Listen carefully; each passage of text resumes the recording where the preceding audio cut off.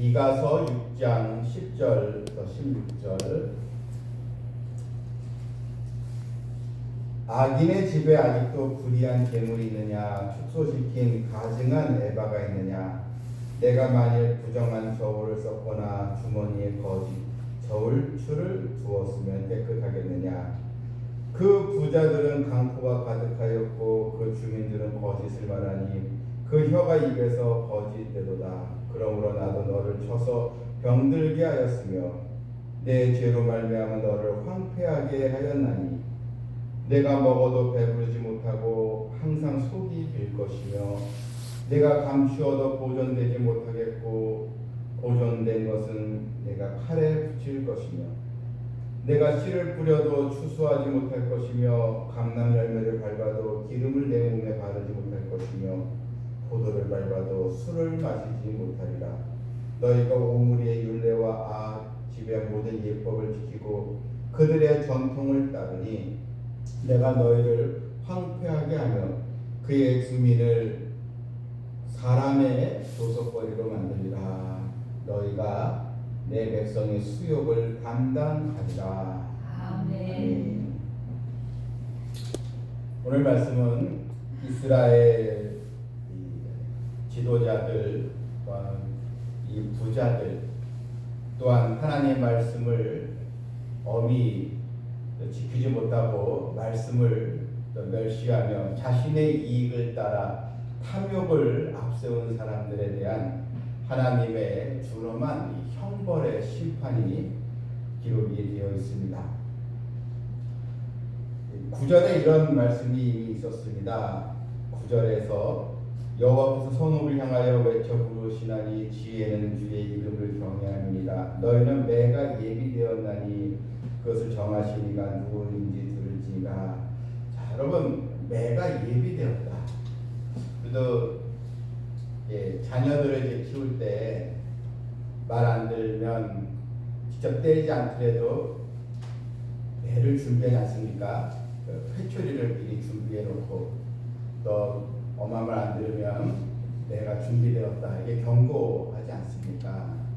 그러니까 하나님께서 이렇게 경고하신다는 것은 속히 매 맞기 전에 깨닫고 자신의 죄를 시인하고 돌아오라는 하나님의 메시지인데 그럼에도 불구하고 이스라엘 백성들이 하나님의 말씀을 경히 여기고 지키지 않을 때 그러니까 그들에게 다가오는 것은 무서운 이 형벌의 심판이었던 것입니다.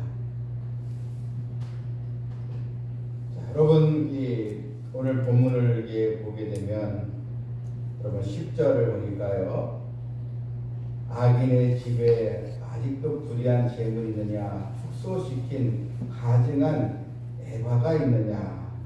자, 여러분 예배가 무너지면 사회 생활도 타락이 되는 것입니다. 하나님께서 백성들에게 원하신 것이 무엇이었습니까? 지난주에 하나님께서 그들에게 구하시는 것 이미 우리는 이 6장 8절에서 여호와께서 내게 구하시는 것은 오직 정의를 행하며 인자를 사랑하며 겸손하게 내 하나님과 함께 행하는 것이 아니냐. 하나님께서 이런 정의 또 바른 믿음이죠. 한마디로 바른 신앙생활 그리고 인자를 또 사랑하며 또 겸손하며 하나님과 함께 동행하는 그런 또 신앙 하나님 우리에게 구하시고 또 원하시는 것인데 그런데 백성들은 예배를 드리면서도 전혀 마음이 없는 신앙과 삶이 완전히 분리된 하나의 형식에 치우친 예배에 그들은 치우치고 말았던 것입니다.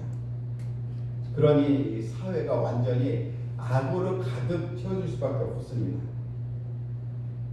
불의한 재물이 있느냐, 또 축소시킨 가증한 에바가 있느냐. 이 에바는 곡식을 담는 그릇을 얘기하죠. 곡식을 또 담는 이 단위 우리는 몇 킬로냐 이렇게 얘기하지 않습니까? 옛날에는 이제 말이나 대 이런 게 있었잖아요. 그래서 쌀, 보리쌀을 사러 가면 어떤 사람은 조금 더 얹혀달라 이렇게 또 얘기하기도 하고 몇 대를 또 구입을 하기도 하고 그런데 이제 이 저울추를 속인다는 것입니다. 그래서 11절에 보니까요. 내가 만약 부정한 저울을 썼거나 주머니에 거짓 저울추를 두었으면 깨끗하겠느냐. 부정한 저울추, 무게를 이제 속이는 것이죠. 간혹 보면 요즘도 이제 매스컴에서 이제 얘기가 나오는 게 시장에서 또 이런 마트에서 그람수를 이제 속인다. 겉만 이제 크게 만들고 실제 내용은 자신들이 뭐 100g이다 하면은 그렇게 주지 않고 이제 그걸 줄여서 그람수를 속이는 일들이 많이 이제 있었는데 이때 사람들이 이때도 이런 부정한 저울을 사용해서 자신의 이익을 탐하는 그런 일들이 많이 있었다는 것입니다. 대부분 이 서민들, 가난한 사람들을 이제 속였다는 것이죠. 그래서 자신의 이 배만 불리는 그런 이 권력자들, 부자들이 있었다는 것입니다. 그래서 12절에 그 부자들은 강포가 가득하였고 그 주민들은 거짓을 말하니 그 혀가 입에서 거짓되도다. 아주 그냥 완악한 이러한 또 부자들. 언제까지 가난한 자의 머리에 있는 먼지까지 탐하며 강탈하느냐 이런 책망이십니다. 그래서 하나님은 내가 너희들을 그냥 내버려 두겠느냐. 자, 여러분 우리가 오늘 말씀 보게 되면 13절에 자신의 이익을 얻고자 해서 부정한 저울을 사용하고 거짓을 일삼고 하나님께 보고 계시는데도 하나님은 안중에 없고 자신의 배만 채우는 이 탐욕스러운 인간에 대한 하나님의 심판의 내용이 무엇입니까? 그럼 13절 보니까 가장 먼저 나오는 게 나도 너를 쳐서 병들게 하였으며 하나님께서 병들게 하신다. 그러니까 여러분이 병들게 하시고 또 때로 하나님의 심판으로 해당될 수 있다는 것입니다. 병들게 하였으며 내 죄로 말미암아 너를 황폐하게 하였다. 그 다음에 14절에 보니까요. 내가 이제 먹어도 배부르지 못하고 참 여러분 이게 참 14절 말씀 보게 되면 이런 상황에 있으면 얼마나 답답하고 또 자신의 처지에 대해서 비관할 수밖에 없지 않겠습니까? 먹어도 배부르지 못한다. 그러니까 늘 먹어도 항상 허기진다는 거. 그러니까 이게 무슨 얘기냐면 늘 돈을 벌지만 나가는 게 더 많다는 얘기죠.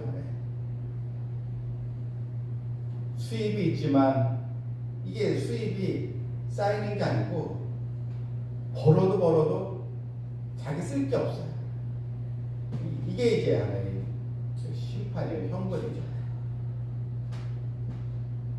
많이 버는 것 같은데 정작 자신에게 남는 이익은 거의 없어요. 이런 형태가 찾아올 수 있다는 것입니다. 항상 속이 빌 것이요. 항상 속이 빈다. 그러니까 남는 게 없다는 얘기죠. 장사하는 사람들이 있다면 아침부터 저녁까지 일하는데 남는 게 없다. 가져갈 게 아무것도 없다. 얼마나 허탈하지 않겠습니까?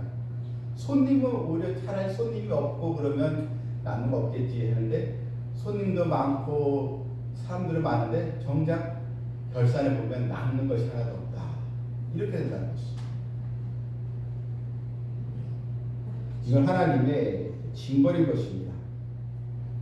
또 내가 감추어도 보존되지 못하겠고 감추어도 그러니까 나름대로 이제 자기 이제 돈을 안전하게 좀 보관하려고 했다는 얘기죠.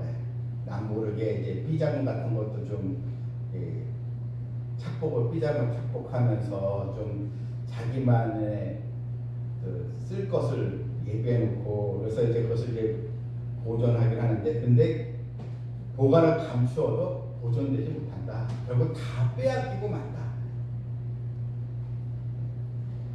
가끔 그 뉴스에 보니까요, 이제 부자들이 세금을 안 내려고 하다가 이제 세금 안 내고 결국 이제 세무사에서 나라에서 이제 그 독촉장이 오잖아요. 그래서 가압 요하고 그러다가 이제 집에 와서 다 모든 게 다 이제 다 빼앗겨가는 거예요. 집안에 있던 뭐 금부치 뭐다 그리고 다 이제 수거해 가는. 차라리 세금을 내면은 그래도 정직하게 세금 내면은 자기 수익이 있을 텐데 그거 안 내려가다가 있는 것까지 다 빼앗기는 일도 많이 이제 벌어지게 되는데 그런 이 현상들이 나타나게 된다는 것입니다. 저축해도 본인의 것을 지키지 못해요. 하나님께서 모든 이 즐거움을 빼앗아 버렸기 때문입니다. 15절도 씨를 뿌려도 추수하지 못한다. 여러분, 씨를 뿌려 추수하지 못할 것이요 감람열매를 밟아도 기름을 내 몸에 바르지 못할 것이며 추수해도 결국은 먹지도 못한다. 여러분, 이게 여러분 하나님을 떠난 인생의 모습이라는 것입니다. 하나님은 자비로우시고 긍휼이 많으시기 때문에 우리가 풍성한 은혜와 복을 주신 하나님인데, 그런데 하나님을 떠나고 하나님의 말씀을 어기고 자신 욕심대로 살아가게 되면 결국은 아무것도 남는 것이 없고 늘 빈 상태. 몸은 병들고 마음은 음산하고 아무런 소망도 없는 그런 상태. 이게 여러분 바로 형벌의 모습인 것입니다. 그럼 왜 이렇게 이스라엘 백성들이 이런 타락하게 되었는가? 결정적인 이유가 나옵니다. 하나님께서 누누이 말씀에 경고를 하고 선지자들을 보내서 깨우치는 말씀을 주셨는데도 왜 이들이 깨닫지 못하고 이런 형벌을 받을 수밖에 없었는가? 16절에 보니까요. 너희가 오므리의 율례와 아합 집의 모든 예법을 지키고 그들의 전통을 따르니. 자, 오므리의 율례를 따랐다. 이 오므리라는 이 사람은 북이스라엘에 이제 시므리를 이제 죽이고 쿠데타 일으켜서 이제 북이스라엘의 왕이 되었는데, 근데 이 오므리가 그 북왕조의 첫 번째 왕이 이제 여로보암이지 않겠습니까? 이 여로보암이 우상 제단을 세우고 우상을 섬기는데 자신의 선조의 전통을 따른다면서 이 오므리는 우상을 또 숭배하고 하나님께서 어긋난 그런 법들을 전통으로 삼고 계속 악행을 저지르고 하나님의 말씀을 멸시했다는 것입니다. 여러분, 오므리의 아들이 아합이죠. 아합은 또 이방인 이세벨과 결혼해서 얼마나 여러분 사악한 일들을 많이 저지르지 않았겠습니까? 백성들의 하여금 바알을 숭배하고 조장하고 또한 하나님의 말씀을 증거하는 선지자들을 핍박하지 않았습니까? 그래서 하나님은 내가 너희를 황폐하게 하겠습니다. 너희 주민 내 성읍에 사는 백성들을 사람의 비웃음거리를 만들리라. 여러분, 세상의 이익을 얻기 위해서 하나님과 관계를 소홀히 여기고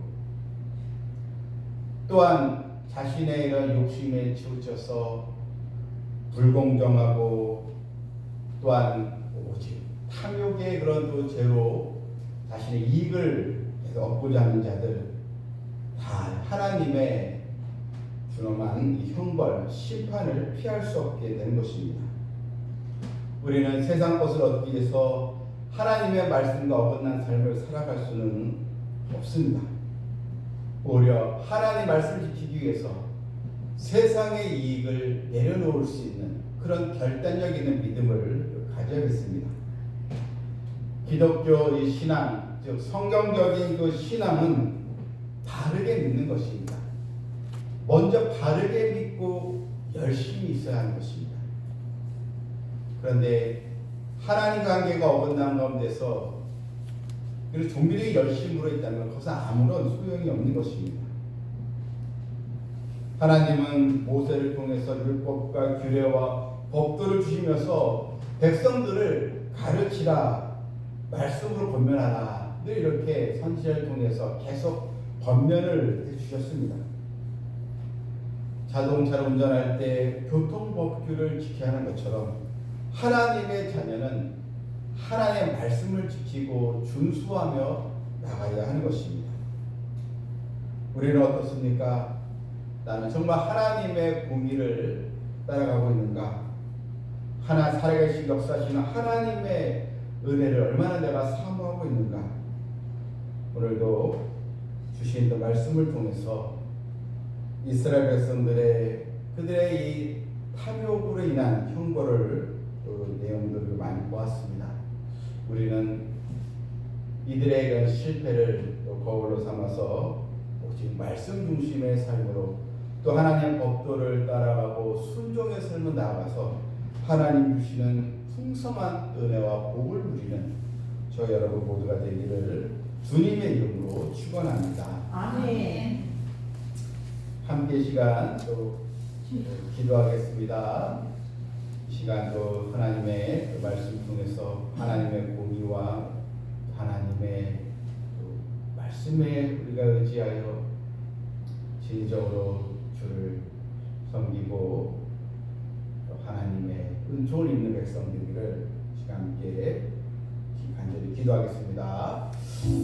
하나님 아버지, 또 하나님의 말씀 안에서 귀한 또 은혜로 저희들도 깨닫게 여주셨사오니 아버지, 오늘 이스라엘 왕조가 하나님께 형벌을 받아야만 했는지, 왜 그들이 이런 심판을 받아야 했는지 우리가 봤습니다. 그들이 아무리 예배를 드리고 종교적인 그런 모습으로 나가다 할지라도 하나님과 관계가 없는 가운데 그들이 말씀을 순종하지 아니하니 그들의 모든 것이 다 황폐해지고 아무것도 남지 않는 그런 황량한 그런 인생을 또 나아가고 멸망하는 일을 나눌 수가 없었던 것처럼 하나님 저희에게도 진리의 말씀을 수호하고 사모하며 나아가는 저희들이 하나님 길을 돌아나왔나이다.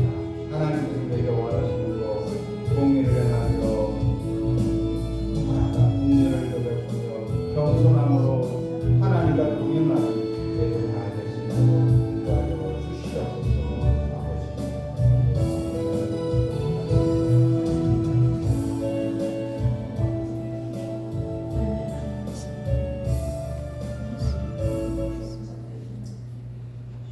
사랑과 은혜가 풍성하신 하나님 아버지, 이스라엘 백성들이 왜 징계를 받고 하나님의 주님의 형벌을 받아야만 했는지 오늘 주의 말씀 통해서 저희들 알았습니다. 하나님의 말씀 법도를 따라가지 않고 이익을 따라 자신의 욕심대로 또 탐욕에 치우치게 되니 오히려 그들은 큰 화를 당하고 나라는 없어지고 오히려 고통과 근심만 남는 그런 일이 있었던 것처럼 하나님 저희들에게도 하나님에게 원하시고 바라시는 것, 우리 또한 공의를 행하며 사랑과 공의를 베풀며 겸손함으로 하나님과 동행하는 삶을 통해서 하나님 기쁘시게 하고 풍성한 은혜와 복을 누리는 성도들 다 되게 하여 주시옵소서. 아멘. 예수님의 이름으로 기도하옵나이다. 아멘.